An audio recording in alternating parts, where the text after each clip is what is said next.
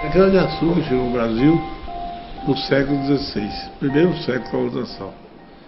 Ela é originária da Ásia, depois transferida para o Mediterrâneo, para a Ilha da Madeira e depois foi trazida para o Brasil. E aqui em Pernambuco chegou com o primeiro donatário, Duarte Coelho Pereira. O primeiro engenho de Pernambuco surgiu onde é hoje o Forno da Cal, em Olinda. Era Nossa Senhora da Ajuda, por volta de 1540. Não tinha lógica os colonizadores chegarem na orla marítima, andarem 200, 300 km para o interior e começarem a fazer a colonização do interior para fora, não é? Então era de junto do mar para o interior. Porque produziu açúcar, botava açúcar no barco, levava para o porto.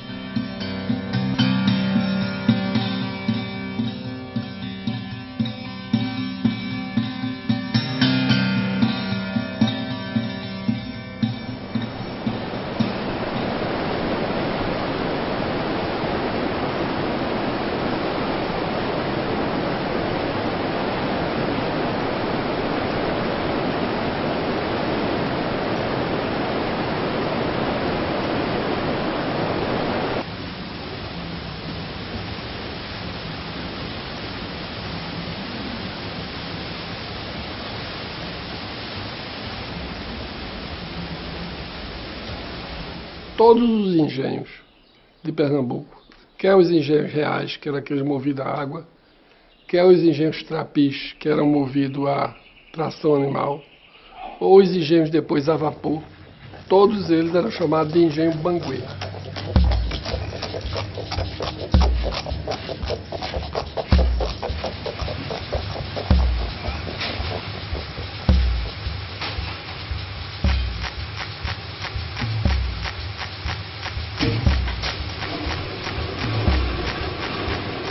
Por que eles eram engenho banguê? Porque era no banguê que se carregava o bagaço dele, levava-se para a bagaceira, onde ele era seco, e depois o bagaço seco era conduzido até a fornalha do engenho, onde ele servia de combustível para acionar a caldeira e cozinhar o mel. As moitas de engenho eram constituídas pela casa de moenda, pela casa de caldeira, que ficava logo ali, era onde havia o cozinhamento do mel, onde tinha as taxas, a casa de purgar, que é essa onde nós estamos, o encaixamento e a destilação.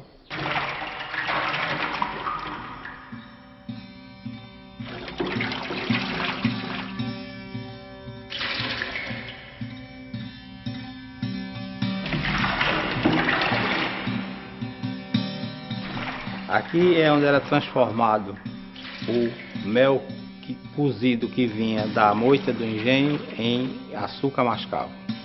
Então o processo consistia no seguinte: você na moita, você moía, extraía o caldo, ia para as taxas de cozimento e quando estava em ponto de virar açúcar, era transferido em balde manualmente para essas formas. Aqui ele levava 5, 8 dias em média, conforme a qualidade da cana, para cristalizar. Quando ele cristalizava, ele tem uma rolha de madeira embaixo, tirava-se aquela rolha e o mel corria, que não cristalizou, ficava só o pão de açúcar. E o açúcar que ficava aqui dentro, você deitava no banguê, levava para o seca, aqui ao lado, virava, ficava nesse formato aí.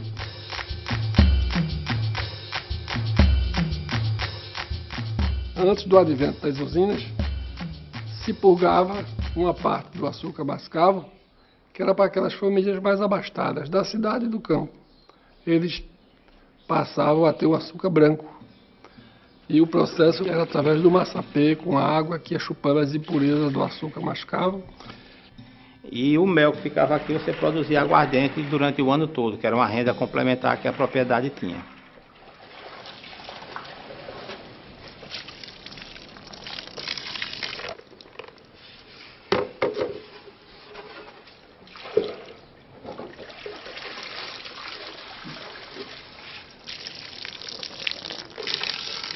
Há 50 anos atrás, aqui no município, a gente tinha 107 engenhos de rapadura. E hoje só existe o nosso.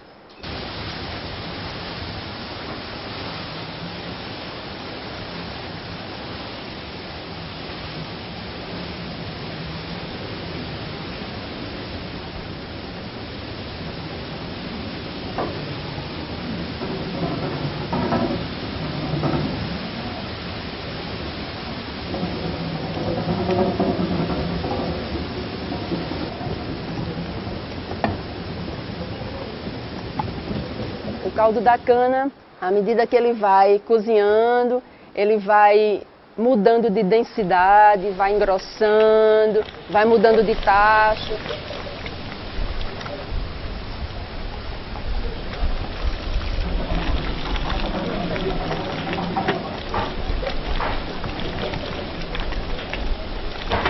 Até chegar no último tacho, que é chamado tacho de alça, é um tacho de cobre, é onde o mestre reconhece o ponto da rapadura, e aí esse caldo agora bem grosso, é uma verdadeira massa a 148 graus centígrados, ela é despejada na ganela.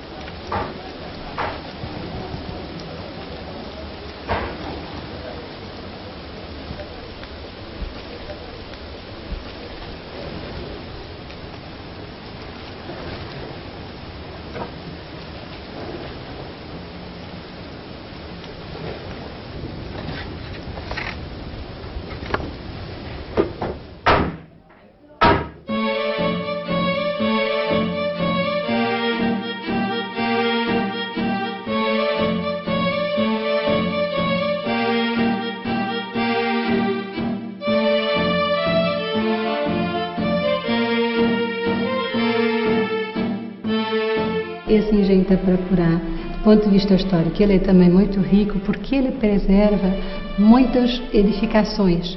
Então, é um engenho que tem casa grande, que tem igreja e que tem cemitério, que, como era de costume na época, era construído na parte geograficamente mais alta, e depois, ao longo da colina, iam tendo as outras casas. Tinha uma mercearia que a gente chamava de barracão, onde se vendiam os víveres, tem toda a moita.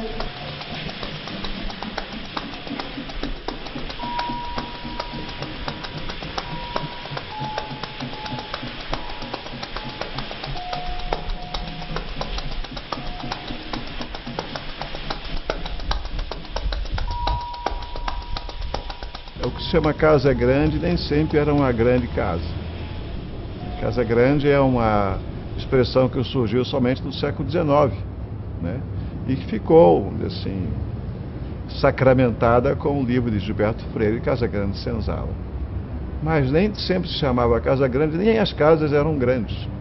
Tanto os holandeses se referem às casas dos donos de engenho, como se os donos de engenho não fizessem muito caso, não desse muita importância à casa, desde que o engenho fosse bem, o resto era secundário, né?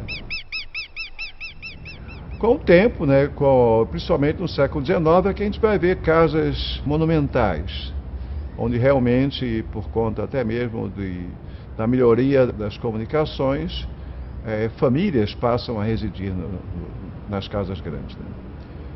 As fábricas não, as fábricas e as moitas, né, elas tinham a sua fisionomia, o seu aspecto praticamente ditado pelo processo construtivo, né? Se as moendas eram movidas a roda d'água ou a animais, né? Isso, de certa forma, definia um layout da fábrica. A capela também era muito simples, mas simples mesmo era a senzala, né? Realmente, porque a senzala era praticamente um depósito, gente, né? Não tinha nenhum conforto, né? Era quase como se fosse uma prisão, né?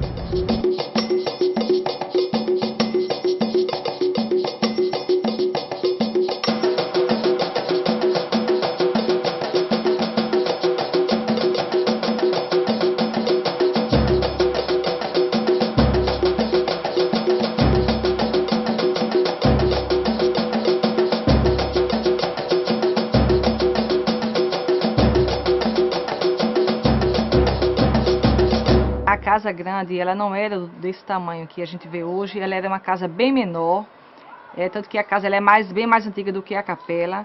Depois é que teve a construção da capela e posteriormente essa casa grande ela foi crescendo ao lado, em direção à capela, até hoje formar um só corpo, que isso é uma das características marcantes aqui deste engenho. O senhor de engenho chegava à capela por uma ligação a partir da parte superior, do pavimento superior do engenho, e chegava à capela no coro ou nas tribunas e podia assistir às missas sem se misturar com o povo ou com os escravos.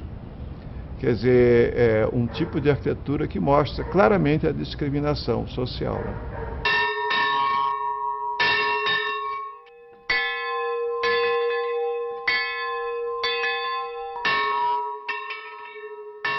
As capelas mudaram um pouco, né?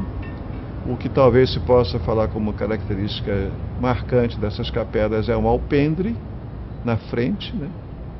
O que se pode atribuir ao fato de muitas pessoas assistirem à missa fora da igreja, porque não eram batizados, eram catecúmenos, né? Às vezes escravos, né? Então assistir à missa dentro da igreja era um privilégio de poucos.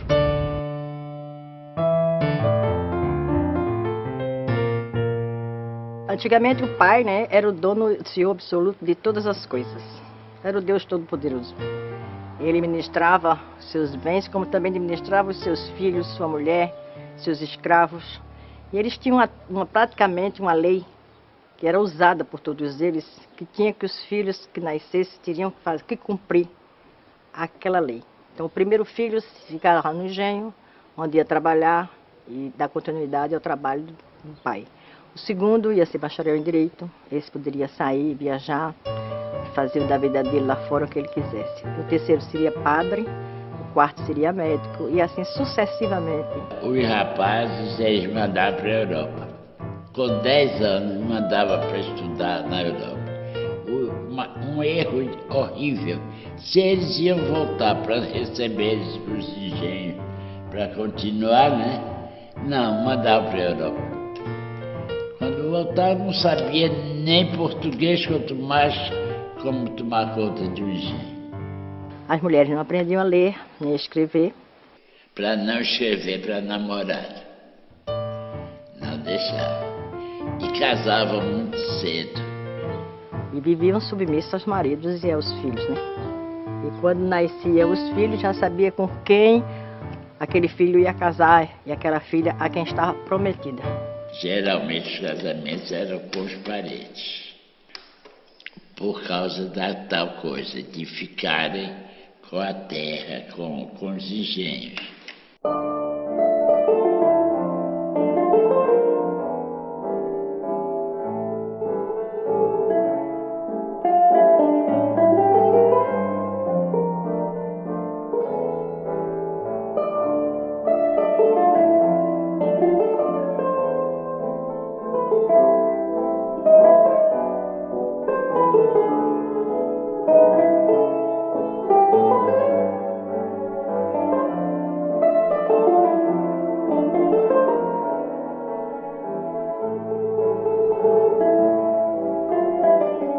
Evaldo Cabral de Melo chama de sacarocracia, né? Quer dizer, essa aristocracia do açúcar, né? Era realmente uma evidência muito grande, principalmente em Pernambuco, né? Em que havia o horror ao trabalho braçal da parte do senhor de engenho, evidentemente, e de seus familiares, né? Porque tinha gente para fazer tudo, né? Para abanar, para cozinhar, para escovar, para tudo. Uma das coisas que eu acho curiosas que ele tinha e que penso que era comum nesses engenhos eram essas cédulazinhas que o próprio senhor de engenho emitia e que tinham valores faciais variáveis. Esse aí é de 1000 reis e de 300 reis e que valiam como dinheiro. Eu acho que isto era um pouquinho como uma economia fechada, não é? O engenho tinha a sua mercearia, o pessoal recebia em cédulas, entrava do lado da mercearia, saía com as compras, deixava as cédulas lá.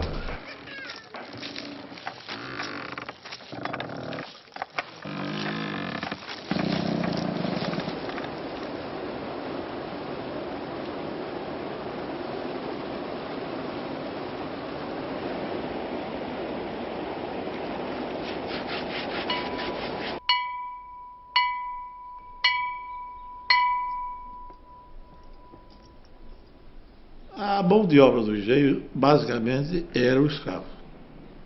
Indígena no começo, africano depois, mas dominantemente africanos. E o escravo vivia na senzala sob o controle dos feitores.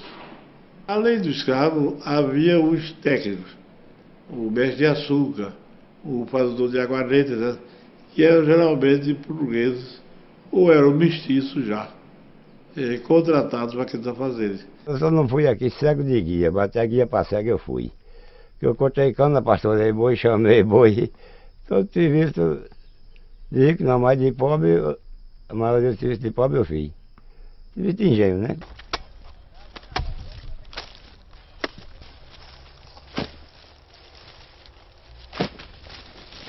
O trabalho nessa região, na verdade, ele tem uma herança muito perversa, que é a herança da escravidão. E essa herança ela se manifesta nas várias formas. Primeiro, no valor do trabalho. O valor do trabalho nessa região sempre foi calculado pela sua reprodução material e nunca pelo valor da pessoa humana que trabalha. 3 toneladas. 3. Aí meu menino tem que fazer 6 para dar o salário dos dois. Que é 130 que nós recebemos. 130 conto, aí não dá. Aí nós só receber ali em cofre no varejão. Aí só dá uma feirinha. Aí a gente tem que se rebolar, plantar alguma coisa para comer. Tem que plantar, passa fome. E o trabalhador, descendente dos escravos, ele se transformou em morador dos engenhos. O trabalhador morador dos engenhos ficou na relação dependente do proprietário da terra. Se na época da escravidão o proprietário era dono de tudo, da terra, das casas e do corpo de quem trabalhava, no morador ele passa a ter um controle semelhante a ponto de dominar todo o tempo de trabalho do morador.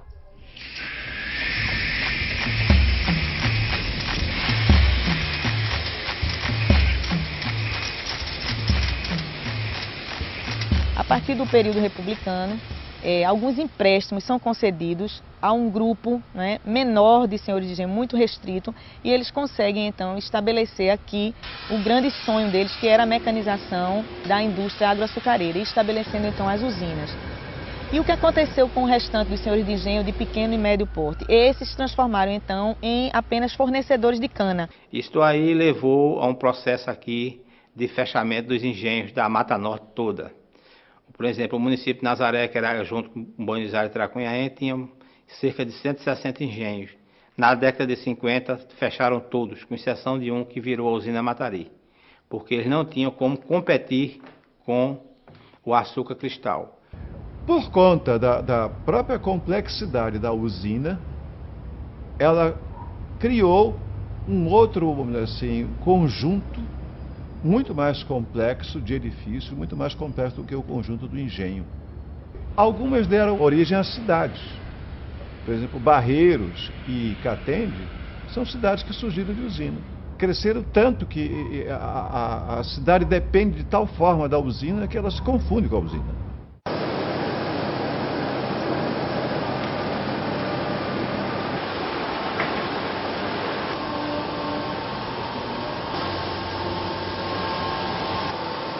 Pernambuco está hoje entre o 4º e o 5º produtor do Brasil em cana-de-açúcar e, portanto, na produção somada de álcool e açúcar. Nossa atividade no Nordeste, ela emprega mais e, ao mesmo tempo que ela emprega mais, ela tem que ter uma certa competitividade para oferecer o seu produto no mundo, porque essa é uma commodity internacional. A gente não vende só para o mercado interno, a gente exporta para países da África, para a Rússia fortemente, para a comunidade europeia, para os Estados Unidos da América. Agora as usinas estão crescendo cada vez mais. E muita gente diz, em Pernambuco, o açúcar está em decadência, porque o número de usinas está diminuindo. O número de usinas está diminuindo, mas acontece que a produção está aumentando. A diminuição não é provocada pela decadência, é provocada pela concentração da terra e da produção.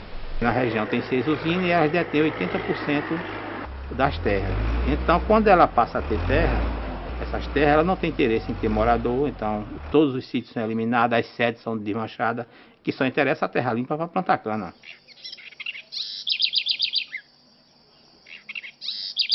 A primeira cana que se usou aqui foi a cana crioula, que veio possivelmente, talvez ela tenha vindo da Ilha da Madeira com os portugueses.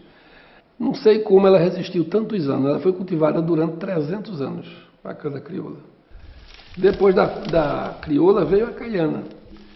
E hoje tem uma gama enorme de variedades de cana. Você, quando planta a cana, que corta ela, o tronco dela brota. Aquilo é a soca. Chama-se a primeira folha, soca de planta.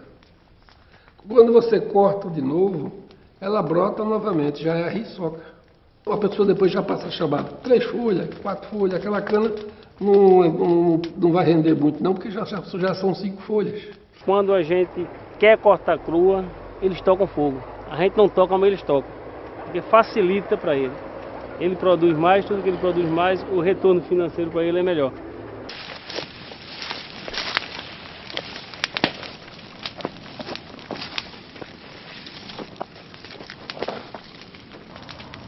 A gente corta queimada, porque se cortar cru, o trabalhador não faz a diária com ela crua. E livra de cobra, de caranguejeira, de tudo quanto é de... Lá vem o fogo, né?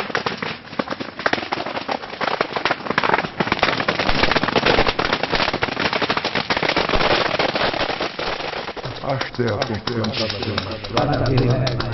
a erosão. A erosão vai a fundo. As terras estão ficando cada vez mais fracas, que é uma região acidentada. A erosão cada vez mais... Porque todo ano nós temos inverno, né? A erosão vai raspando tudo. E as canas, as terras, os invernos vêm, de uns 10 anos para cá, vem diminuindo. Aqui chovia 1.400, 1.500 milímetros. Está chovendo agora, o ano passado choveu 700. Esse ano vai em quase 900.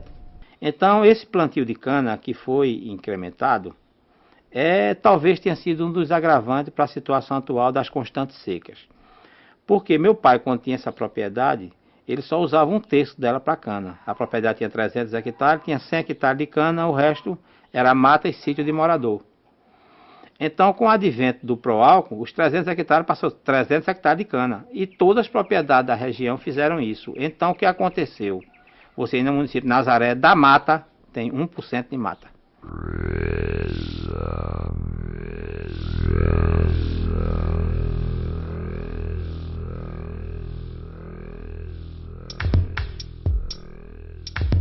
Você sabe, coisa velha, ela desaba a qualquer hora. Então, toda hora a gente tem uma coisa para fazer, um conserto aqui, um conserto ali, cai uma porta, cai, e assim é a vida que a gente leva aqui, consertando, preservando, para ver se essa estrutura não cai. Porque, como vocês viram, é uma estrutura completa, a moita do engenho toda em pé, e a gente não queria só que isso passasse através dos nossos filhos, que são os próximos, né? E não desabasse, não caísse. O patrimônio histórico? Deus me livre. Patrimônio histórico botar aqui, tombar, ele tomba mesmo. Tomba como tombou os outros, todinho que está tombado pelo patrimônio histórico. Que eles não dão o mínimo, nada. Eles querem dizer tombei e acabou. Os proprietários dos bens tombados, eles esperam do Estado que quando tem o tombamento, quando existe o tombamento, a figura do tombamento, tanto em nível estadual como em nível federal, se vê que os proprietários relaxam na conservação dos bens. E nesse caso, a lei é muito clara, a conservação e a recuperação dos bens é de responsabilidade do proprietário.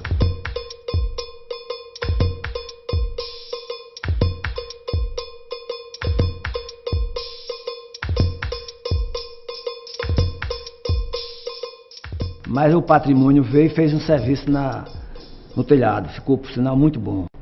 Só foi o que fez só e nada mais. Mas eu não quero ver o ladrão entrar aqui e roubar. Se acontecer isso, eu me acho culpado. Na verdade, o que aconteceu foi isso. Ele teve a coberta restaurada, evitou-se um mal maior, que seria um desmoronamento, a transformação em ruína. Mas o que acontece com a Capela do Engenho Bonito é o que precisa ser rompido dentro da conservação do patrimônio. Não adianta restaurar sem definir um uso. Porque hoje não se mais restaura um local só por restaurar. Então é necessário que ele tenha um plano de gestão e de como ele vai ser sustentável ou não.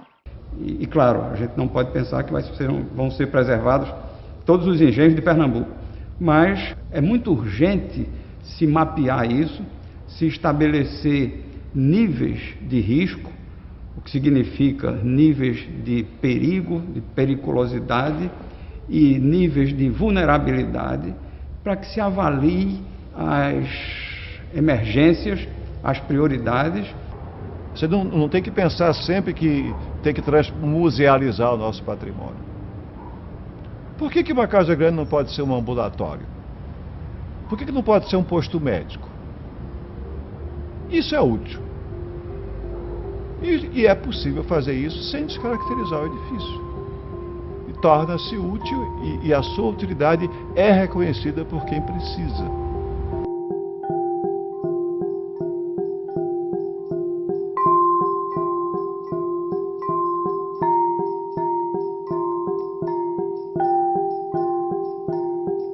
A partir de 1980, eu diria assim, a década de 80, a década de 90, houve realmente uma crise muito grande do setor canavieiro, né? E não passou a ter as propriedades a mesma rentabilidade que tinha antes. Então, por conta disso aí, nós procuramos diversificar como fonte alternativa de você ter uma renda adicional à cana-de-açúcar para poder que a propriedade conseguisse sobreviver diante da crise que assolou basicamente o setor canavieiro. A cachaça deixou de ser uma coisa marginal, né? E está se tornando uma bebida que a classe A, vamos dizer, está tomando. Então, a aguardente artesanal é um negócio que está realmente tendo uma aceitação boa. Nós estamos procurando uma alternativa através do turismo rural. É uma alternativa mesmo para ajudar na manutenção da propriedade. Conhece um pouco da história do nosso estado, que é a história do Brasil, né? A verdade da colonização toda, da primeira monocultura que foi implantada no nosso país, a questão da cana-de-açúcar. Então aqui o pessoal tem uma verdadeira aula de história e é por isso que o nosso público maior aqui é o pedagógico, nosso turismo é mais o pedagógico.